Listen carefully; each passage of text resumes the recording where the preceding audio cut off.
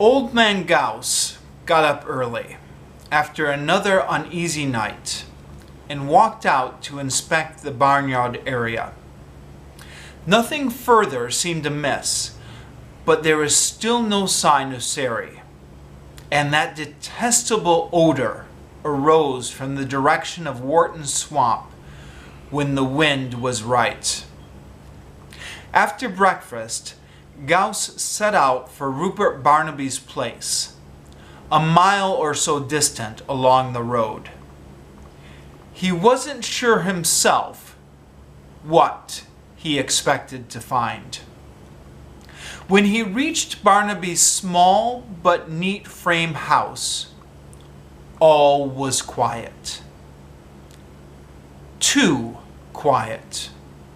Usually, Barnaby was up and about soon after sunrise. On a sudden impulse, Gauss walked up the path and rapped on the front door. He waited, and there was no reply. He knocked again, and after another pause, stepped off the porch. Jib, Barnaby's hound, slunk around the side of the house. Ordinarily, he would bound about and bark, but today he stood motionless, or nearly so. He was trembling and stared at Gauss. The dog had a cowed, frightened, guilty air, which was entirely alien to him. "Where's Rupp?" Gauss called to him. "Go get Rupp." Instead of starting off, the dog threw back his head and emitted an eerie, long-drawn howl.